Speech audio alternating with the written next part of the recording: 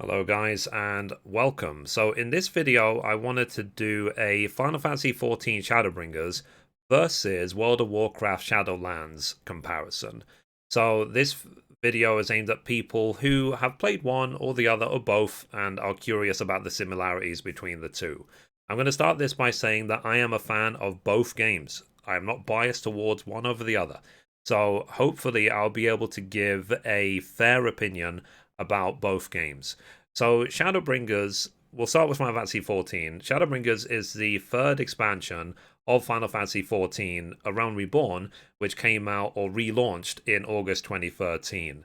The original version of Final Fantasy XIV 1.0 launched in 2010, but we don't need to talk about that. Let's forget it. It didn't happen. It didn't happen. So it didn't do well. So the game was relaunched in 2013 and has since seen overwhelming success, basically. Now, there are some innovations that Final Fantasy XIV has got, which it inherited from games like Final Fantasy XI. So, for example, the fact that on one character, you're able to be every single class, every single job. You just change your weapon, you can change your class. You can be every combat class, you can be every craft, every gatherer on one character. You don't need to make a different character per class like you do in World of Warcraft. So in World of Warcraft, for example, you can only be a druid on one character. You can only be a paladin on one character and so on. But in 14, you can be every single class on the one character. Also, as well, if we focus now more on the story rather than the real basics of the game. So the idea of Shadowbringers specifically is that we, as the player, have transferred or transported to an alternate reality called the First. So there are many. There's the Source, which is the original, let's say, world that we have been exploring all this time, and now we're in the First. There is said to be many realities, but we're just focused on the First. Now, the First is shrouded with endless light.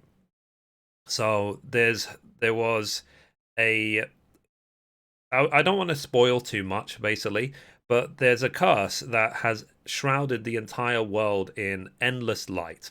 So, we as a player, the journey that we're on is to restore darkness to the world. Like, we want nighttime to return because endless light, just like endless dark, is not a good thing. Along the way, we have discovered that there are light wardens who are making the light shine endlessly. So while you're leveling up through the expansion Shadowbringers, you go one at a time in each zone to defeat the light wardens. Now, the difference in Final Fantasy XIV versus World of Warcraft is that the story, narrative, and so on is a lot more scripted. It's a lot more in your face compared to World of Warcraft. So in World of Warcraft, there is a lot of lore. Like you can find out about the lore and the world and so on as much as you can. But in Final Fantasy XIV, there is a main scenario or main story quest line which takes you through the entire world. There's voice acting for a lot of it, not for all of it, but for a lot of it. There's recognizable characters, there's a lot of drama, there's a lot of turns and so on. So if you started Final Fantasy XIV today, you've never played it before, then you're going to have like 3 expansions worth of story to do to catch up. But that's not necessarily a bad thing. Like, it is a great way to take you around all the zones of the world, to help you to explore and to really see the drama, see the what has been going on. There isn't really any other MMO I know that does it as well as Final Fantasy XIV does, and hopefully it will set a let's say a standard for the future, because at the end of the day, it is an MMORPG. So I think a lot of the games in the past have focused more on the MMO side, whereas 14 is trying to focus a lot on the RPG side, while also allowing it to be a massively multiplayer game. Now, Final Fantasy 14, of course, I need to say, I've got more than 1,400 videos about this game since it released. I really actually didn't like 1.0. So I thought MMO sucked, like 1.0 sucked. So, but when 2.0 launched, I became, like a lot of people, obsessed and have been obsessed ever since. Now, when it comes to any MMO, there's always going to be, let's say, dips or gaps in the development cycle. So there'll be a few months here, a few months there when there's nothing going on. And Naoki Yoshida, who is the producer and director of the game, has said that it's not his intention for the players to play this game 20 hours a day. You know what I mean? It's like there are other things to do.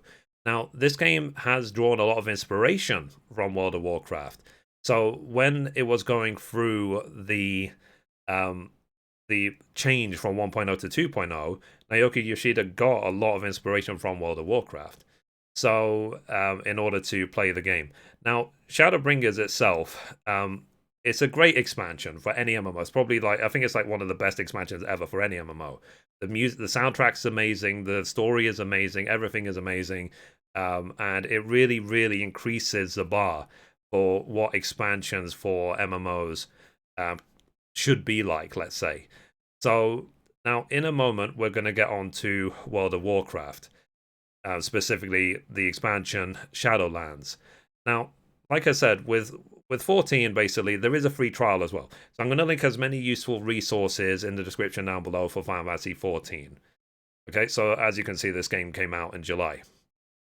Now, let's move on to World of Warcraft. So as I say, guys, I like both games. I want to make that very, very clear. I'm not biased. I am trying my best. I will try to make this as fair as possible.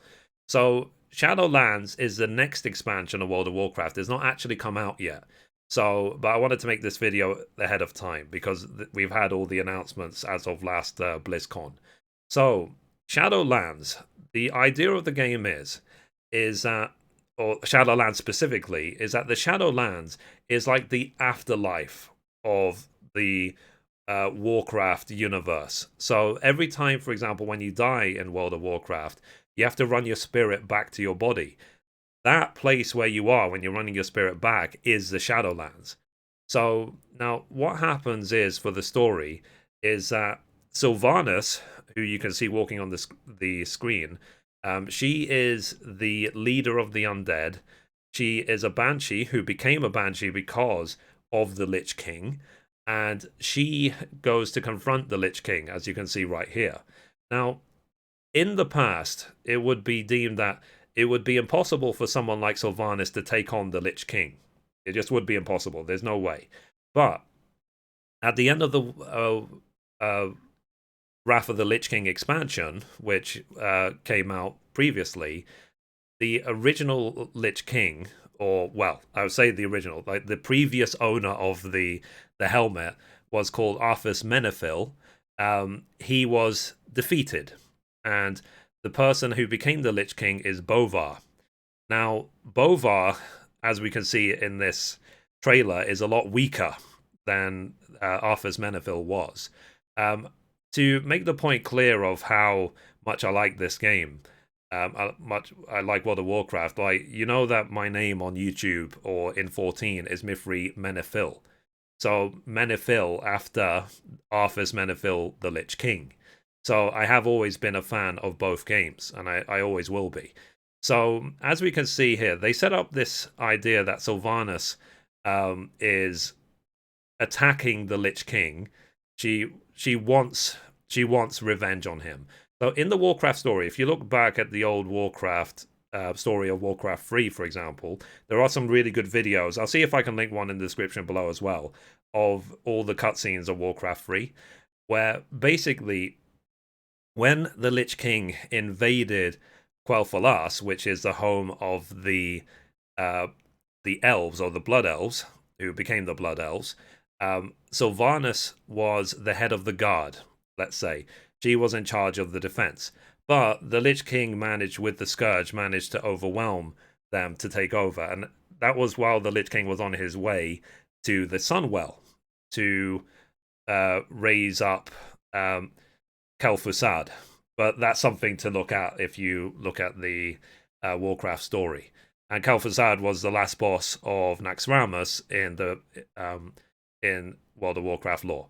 Now, basically, it's the Lich King that turns Sylvanas into a Banshee. So rather than just defeat her and kill her and so on, he decided to make her into a minion, a Banshee, as you see, and so on. Now, since then, that happened a long, long time ago in the lore, in the story. Since then, Sylvanas has gained power from one of the old gods. So you have many old gods in the game, like Kafun and a few of them. Now, I won't go into it too far, but basically the reason why she's extra powerful these days is because of the old god. Now, she has come now. You think when you're watching this trailer, or at least what people thought when watching this trailer, that she actually wanted to become the Lich Queen, let's say. That she was going to put on the helmet and take all the powers of the Lich King. But that's not the case at all. She has got a completely different motivation in what she's doing. So she, at this moment, which was a great moment to see, so we'll see it in a moment. It was really great. God, it's giving me shivers. One, gets revenge on the Lich King, but two, shatters the gap between the living world, Azeroth, and the Shadowlands. As you can see, the gap is now open, and you can freely go between Azeroth, the world of the game, and the Shadowlands. So the expansion, the Shadowlands, is going to feature going to the Shadowlands and leveling up there and so on.